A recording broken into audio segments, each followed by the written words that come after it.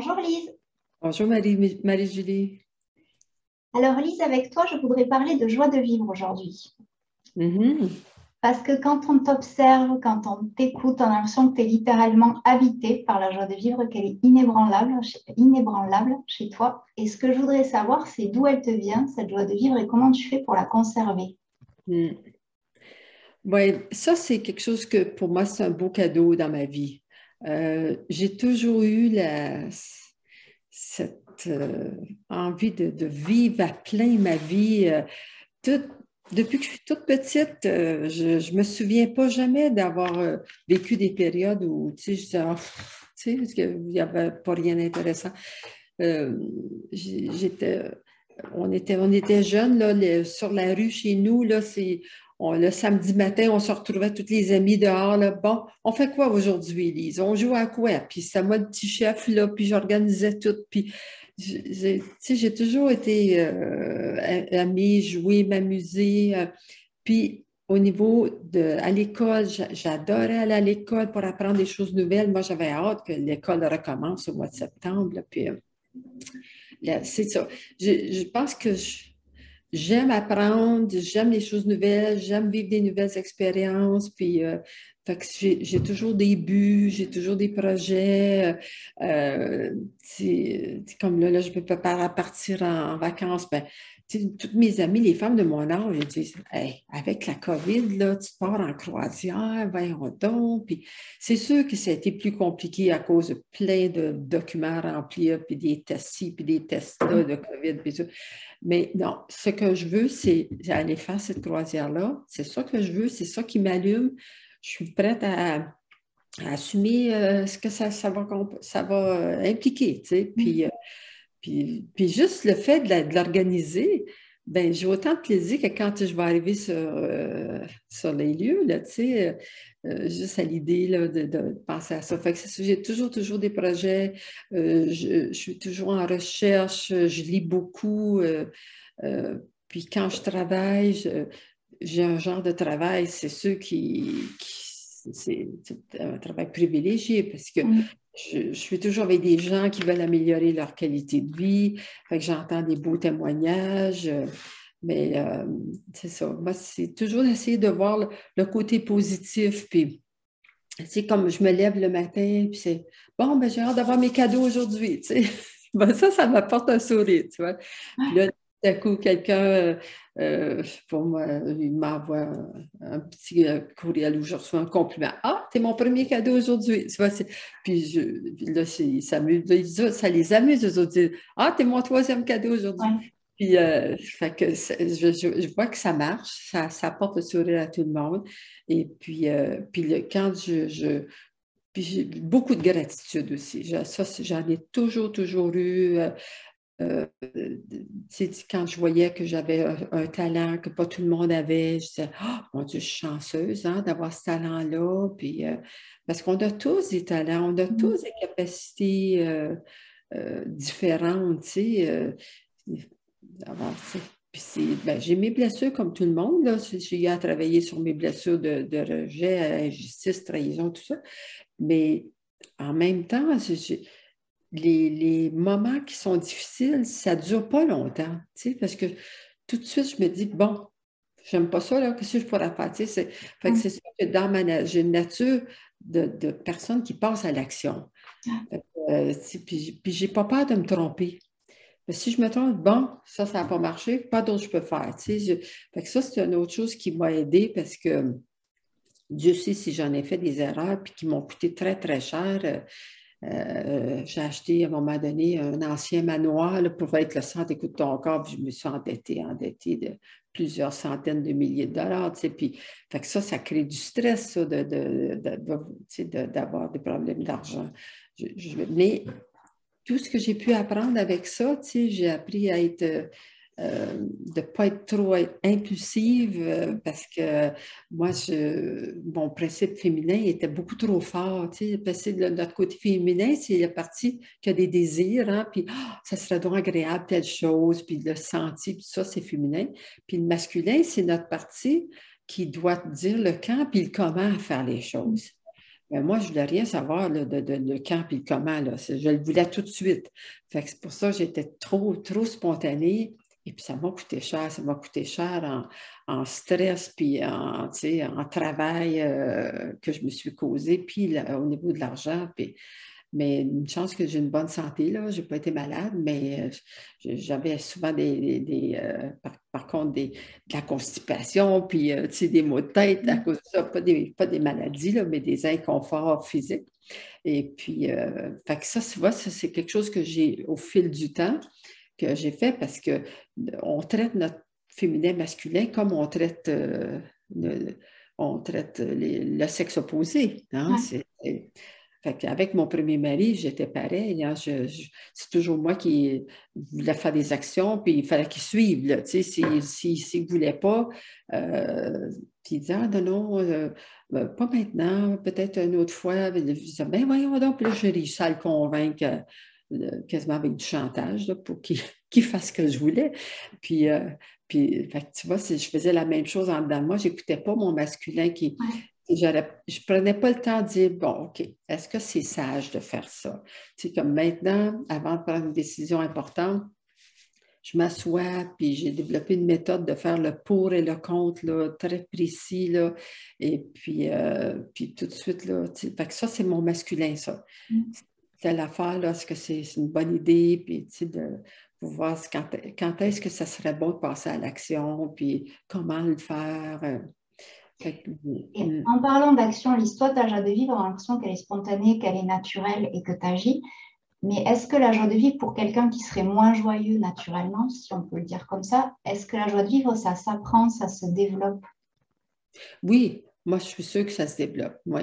Puis encore une fois, ça, tu sais, ça dépend toujours où on est rendu au niveau de l'âme. Tu sais, Mm. moi, j'ai l'impression que j'ai dû commencer à travailler là-dessus avant, là, parce que ça m'est venu facilement, cette joie de vivre-là, quand j'étais jeune. Et puis j'ai eu des parents aussi qui avaient de la joie de vivre. Parce que, fait que ça veut dire que chez nous, dans la famille, c'est plus facile pour nous d'aller vers la joie de vivre. Puis les personnes de mes sœurs, de mes frères qui n'ont pas voulu aller avec cette joie de vivre, ben, ils sont beaucoup plus malades aussi. Mm. Tu sais. Oui, parce Mais que la joie, c'est la santé quand même. Ça permet aux énergies de circuler. parce que la joie vient du cœur, hein? Mm. Et mais il faut juste prendre une décision. Tu sais, c'est ça que la plupart des gens ne pensent pas. Ils pensent, oh, la chanceuse, elle est venue au monde comme ça. Non, mais OK, c'est sûr que c'est plus facile si on l'a déjà inné, mais tout s'apprend. Puis, mais c'est quand on prend la décision, là, je décide que je vais avoir plus de joie de vivre dans ma journée. Bon, alors là, on peut faire une rétrospective à la fin de la journée et dire, bon, OK, qu'est-ce qui a été m'a apporté de la joie aujourd'hui? Tu sais, parce que souvent, les personnes, ils vont peut-être avoir un moment de joie, peut-être en parlant avec quelqu'un, puis, mais ils sont tellement, tout à coup, là, juste, ils pensaient aux problèmes qu'ils ont eus. Là, ils oublient là, les moments de joie qu'ils ont eus. Fait Mm. que, porter plus attention sur ça peut être juste comme des fois, là, moi, je vais à la caisse payer quelque chose à la pharmacie, par exemple, puis là, la dame, elle me dit, mon Dieu, vous êtes donc une belle dame. Je dis, mais mon Dieu, vous êtes donc bien gentille, tu sais.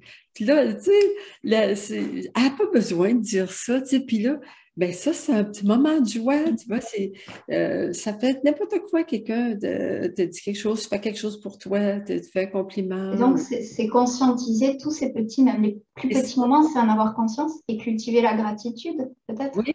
Puis dire merci, parce que quand on dit merci, c'est parce que ça nous fait plaisir, quelque chose qui nous a Mm. fait plaisir. Fait que ça apporte de la joie, ça. Et puis, fait que si je porte plus attention au moment de joie, même s'il n'y en a pas beaucoup dans une journée, c'est comme ça que je vais apprendre à le développer de plus en plus souvent. Tu vois. Il peut dire des gens, des fois, moi j'ai l'impression qu'il y a des gens qui s'interdisent d'être joyeux. Mhm. Ah oui.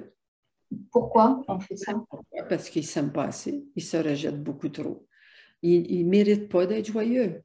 Le rejet le fait tellement de dommages. Tout- Tous les problèmes de malheur puis de douleur que les gens vivent, c'est toujours parce qu'on se rejette puis qu'on rejette les autres au même degré. Tu sais, des fois, on pense que c'est à cause de l'autre personne, mais c'est bien souvent notre attitude face à nous aussi. Il y en a qu'on ne peut même pas leur faire un compliment, puis ils vont dire ben non, c'est exagère, là, je ne suis pas si bonne que ça, tu sais, tout le monde est capable de faire ça. Tu sais, au lieu, je juste dis ben merci, c'est donc bien gentil, tu sais, juste accueillir un compliment. Ou bien, ah, ben, elle doit vouloir quelque chose. C'est pour ça qu'elle me fait des compliments aujourd'hui, là. C'est parce qu'elle doit avoir quelque chose à me demander. Tu vois, pourquoi avoir cette pensée-là? Ça ne t'apporte pas de la joie, cette pensée-là? Mm.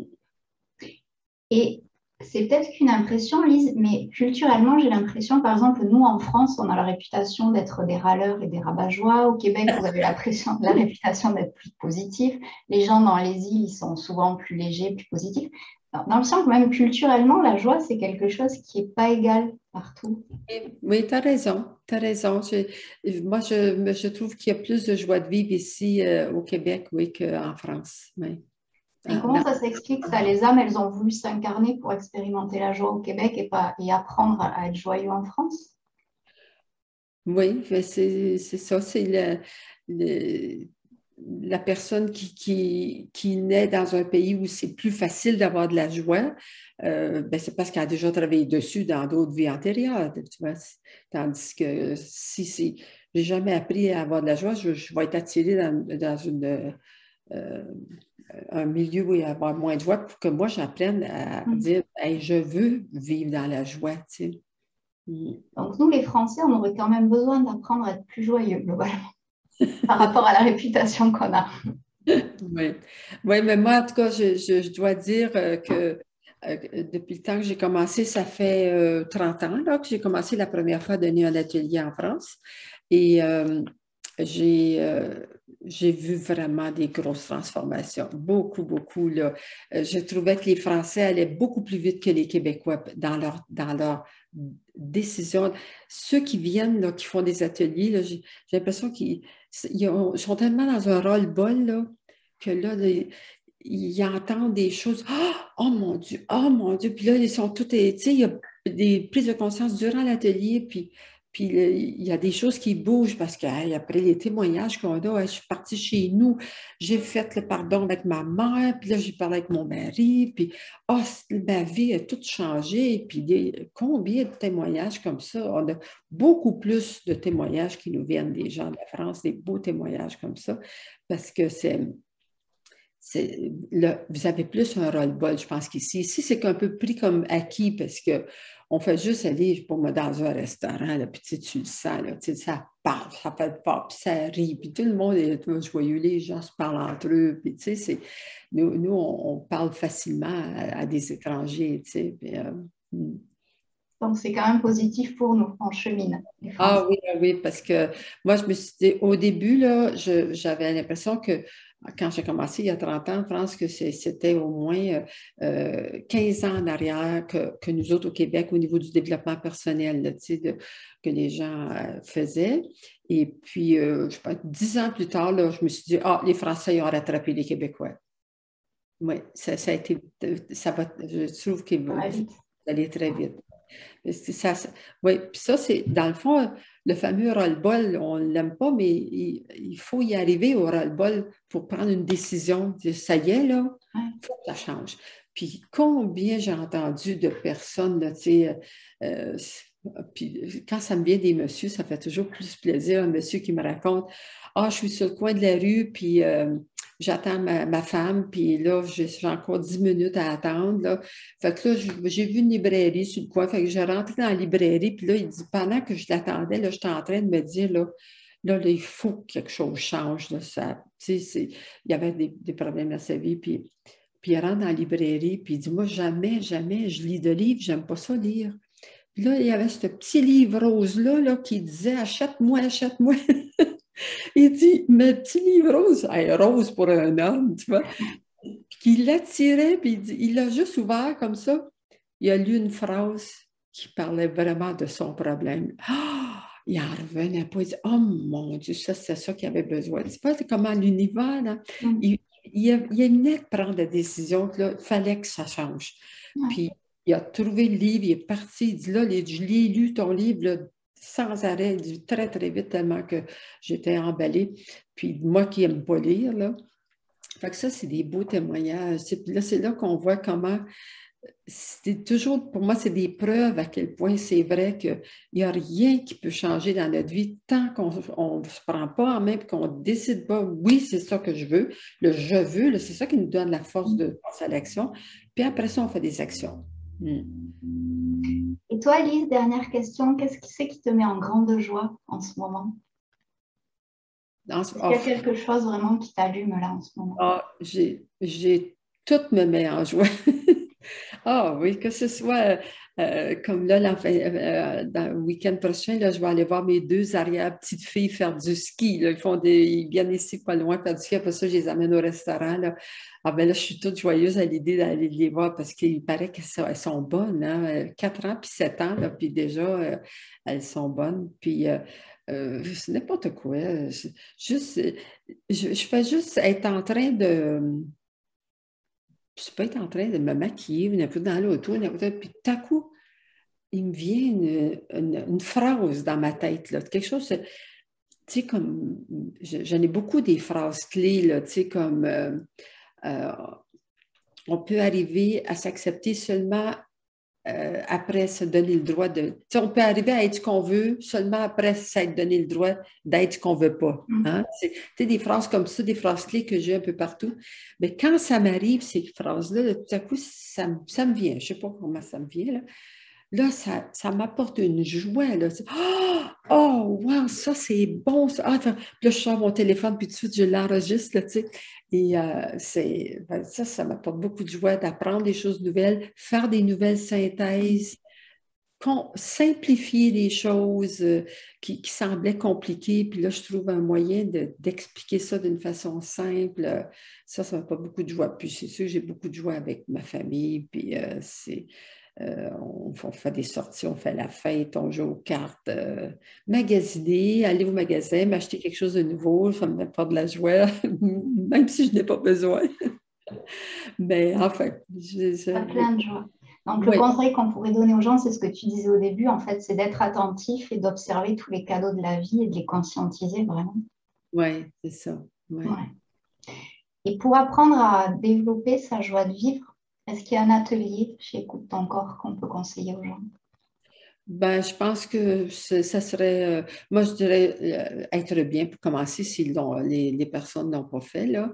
Mais dans n'importe quel atelier, c'est sûr qu'en mettant en application qu'est-ce qui est enseigné, ça ne peut faire que vous apporter de la joie de vivre.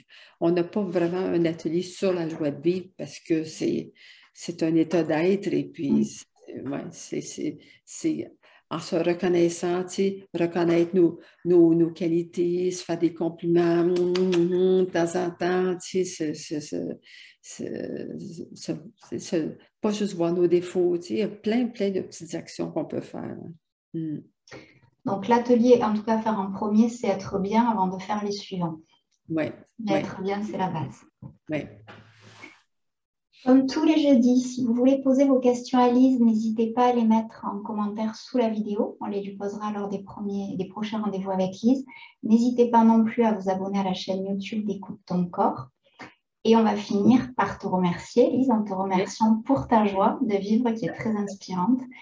Et je te dis à la semaine prochaine. Oui, c'est ça. Toi aussi. Au revoir. Bonne semaine à tous. Au revoir. Au revoir.